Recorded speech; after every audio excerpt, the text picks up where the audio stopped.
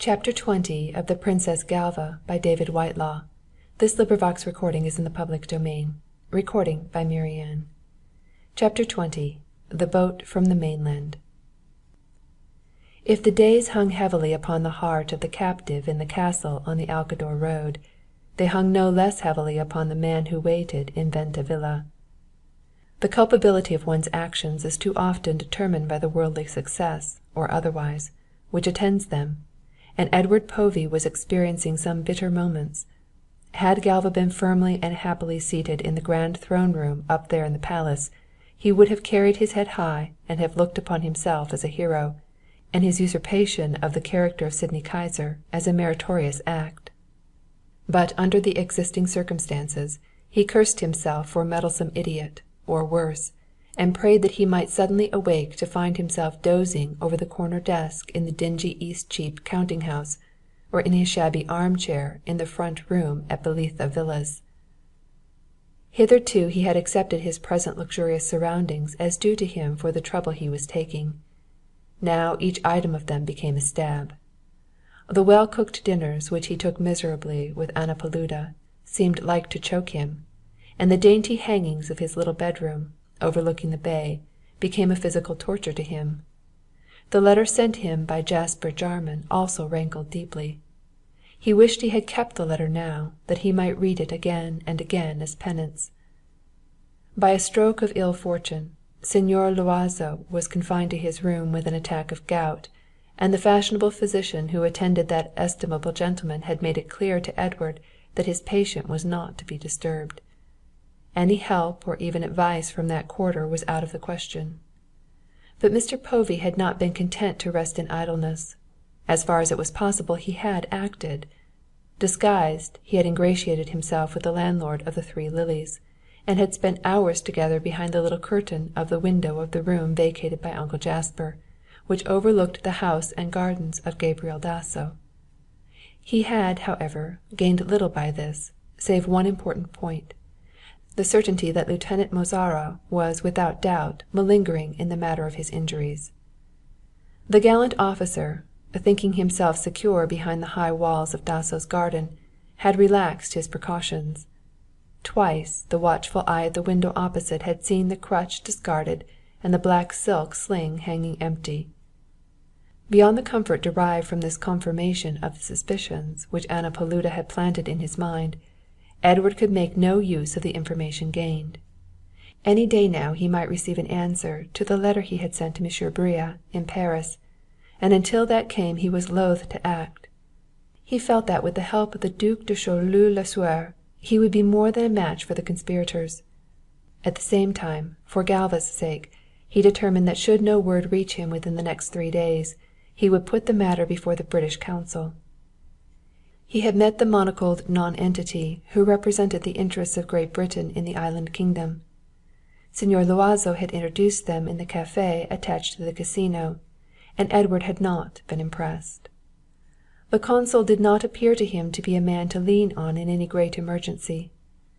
Commerce between the idle inhabitants of San Pietro and English ports was confined to the few boxes of dried fruits of 2 Jewish firms in the business quarter of Corbo, and the government post in the service of His Britannic Majesty on the little island was not one sought after by ambitious men.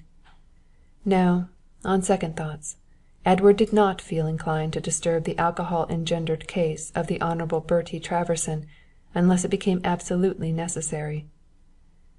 The evening following the day on which Teresa learnt the identity of Galva Baxendale, Edward was sitting in the little library at Venta Villa, reading for the 100th time the telegram he had that morning received. A knock at the door caused him to crumple up this guiltily in his hands as the servant entered. A man at the door was asking for Mr. Sydney. Rather a curious person, the servant volunteered, respectfully. Edward, eager for anything to relieve the period of waiting, went out into the hall. A rough individual was there, standing on the mat, his clothes dripping and making little rain pools on the tiled floor. As he saw Edward he bowed a black shaggy head, and from the sodden recesses of his heavy coat produced a dirty envelope which he held out. Edward could see that it was addressed to Mr. Sydney at the Venta Villa, Corbo. The light in the hall was not good, and Povey stepped back into the library to open and read the letter. A moment later he was again out in the hall, calling to the servant to bring wine for the messenger. To his surprise, the man had disappeared, the little pools of water alone remaining to show where he had stood. Edward flung open the door. The wind swept the rain in his face in clouds, and that, together with the darkness, made the man's retreat secure. Having rid himself of the letter entrusted to him, the carrier of the Alcador road considered he had done all that could be expected of him. Remembering the air of mystery which Teresa had given him the envelope, he wished to be done with the affair. Curiosity was not one of his failings, and the suspiciously generous payment the old woman had made him was burning in his pockets, with a flame that called for the extinguishing wine of a little inn he knew, nestling beneath the shadow of the cathedral. Edward Povey cleared the flight of rich carpeted stairs in 3 bounds and burst frantically into the little drawing-room. The black-gowned figure in the armchair, drawn up to the fire, rose at his entrance and stood facing him inquiringly, one arm resting on the chair-back, with the other she pressed a lace handkerchief to her lips. The room was lighted by a single cluster of electric bulbs only, but Edward could see that Anna Paluda's face was chalky gray, and that the large eyes looked tired with tears. "She's found, Anna. Galva's safe." The woman thanked God and reached out a trembling hand for the letter. Edward switched on the other lights, and together they devoured Galva's message. As they finally finished reading it the second time, the chimes of the cathedral clock reached them. 12 o'clock, Anna. Nothing can be done tonight. And the rain. Listen to it.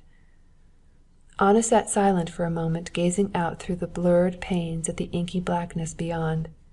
The rain lashed the windows like a shower of sand, and the waves breaking on the shore below voiced a distant monotony. Edward was right. Nothing could be done at once, except to go to bed and get what rest one might against the morrow. Left alone, Povey took out the telegram he had been reading and hastily thrust into his jacket pocket on the entrance of the servant. He smothered it out on a little table. It was from the Duc de Choleaux-Lasuer, and as Edward read it again he told himself that he was nearing the end of his tribulations. He had been rather averse to showing the cable to Anna. She knew nothing of the affection, if it can be called only that, which existed between Galva and the Duke, or if she had noticed it in Paris it had long ago left her memory. Edward doubted whether she would think it wise, this calling in of a stranger to their affairs. The message was quite brief, and stated simply that the sender had reached Spain, and was leaving by the boat which was due to arrive at Port Corbo at 9 that evening. Edward had waited anxiously in the rain until the harbour-master had told him that the heavy weather had delayed the sturdy little vessel, which acted as passenger, cargo, and mail steamer between the island and the mainland.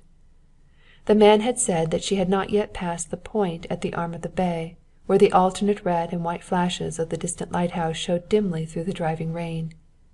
Edward had learnt that she could not berth before 2 in the morning, and he had returned to the villa for refreshments and dry clothes. At 1 o'clock he quietly ascertained that Anna had retired for the night, then putting on a long mackintosh, crept from the house and started on the mile or more walk to the dockside. The rain had now nearly ceased, and the esplanade lay a glistening line of wet asphalt in front of him, in which the arc lamps threw a clean reflection.